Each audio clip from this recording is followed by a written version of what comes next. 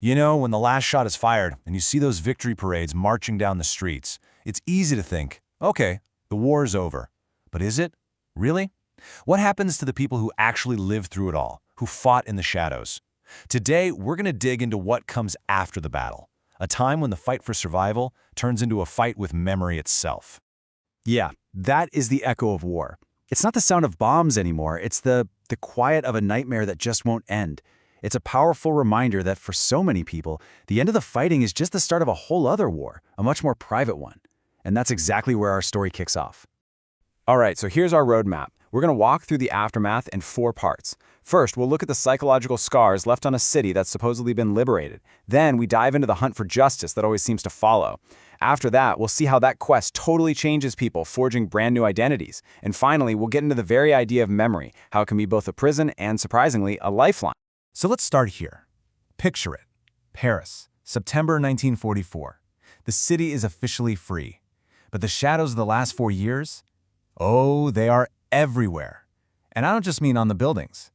I mean in the minds of every single person who survived. Okay, so this slide just lays it all out, right?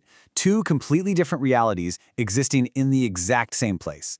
On the left, you've got the official story. Paris is back. The streets are bustling, families are having these incredibly emotional reunions at the train station, but on the right, that's the city seen through the eyes of someone like Lieutenant Joan Langley.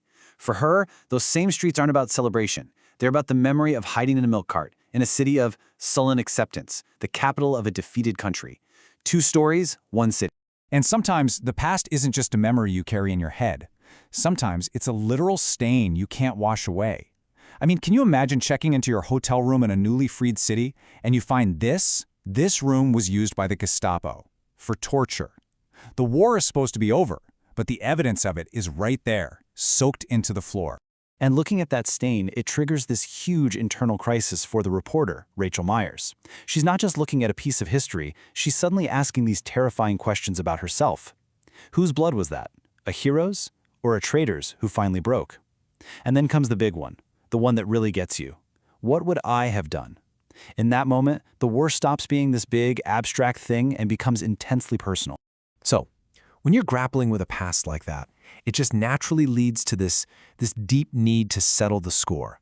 With the official war moving east, a new unofficial war begins. A hunt for justice. Or maybe a hunt for revenge. And every good hunt needs a target. So meet the Vulture of Lille. This guy isn't just some random officer. No, he is a symbol of the absolute worst of the Nazi regime. He's a specialist in torture and murder, and now he's back to clean up his mess, which is a chilling way of saying he's there to eliminate evidence and any witnesses.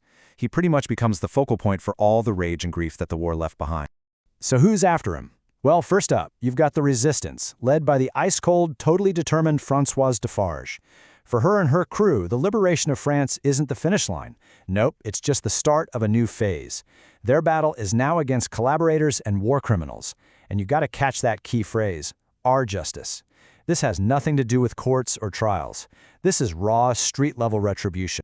Then you have this angle, the deeply personal vendetta. For Captain Will Freiber, this isn't about politics at all. It is intensely, painfully personal. The Vulture isn't just some Nazi general to him. He's the man who destroyed his family. He's not trying to liberate a country. He's trying to avenge his mother. And finally, there's the professional. Richard Callison sums up his entire motivation in just 2 words. He's a spy. It's his job. On the surface, his hunt for the Vulture is just a mission, another assignment. But as we'll see, even the most professional mission can be fueled by something a lot more personal. And make no mistake, this is not a clean fight. This right here shows you the brutal reality of their justice. We're talking ambushing transports of German prisoners, executing suspected collaborators right there on the spot, even blowing up a police barracks just to get one guy inside. The official war might have had rules, but this shadow war, it only has one, vengeance, and it has to be swift and final. So what does all of this do to a person, living this life, hunting and being hunted in the ruins of a war? Well, the trauma and the thirst for revenge don't just leave scars. They completely reshape who you are. They forge a new identity. Just look at this. It's staggering. A wife and mother basically disappears and is reborn as François, this ruthless vigilante. A Princeton professor becomes a spy. A privileged student who saw the invasion now just feels like window dressing.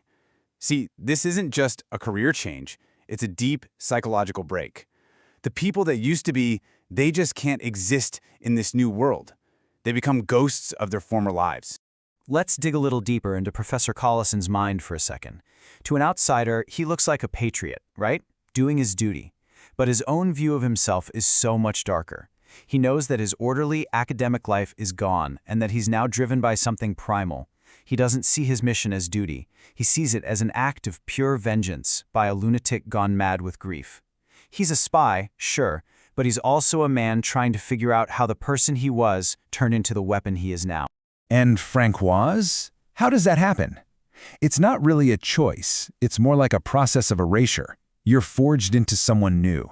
You lose your home, then you lose your family.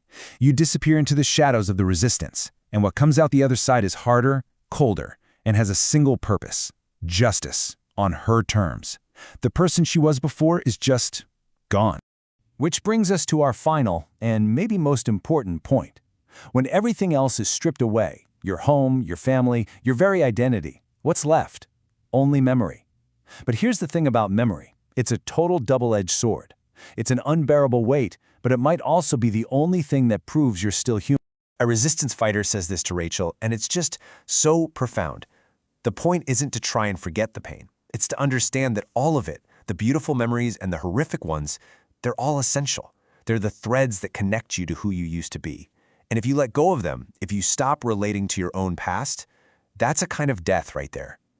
Survival isn't about escaping your past. It's about learning how to carry it. And so, that's the question we're left with. This whole story about haunted cities and violent revenge and shattered identities, it really suggests the answer is a clear no. The war keeps going, long after any treaties are signed. It goes on in the nightmares, in the bloodstains on the floor, and in the relentless, unbreakable power of memory.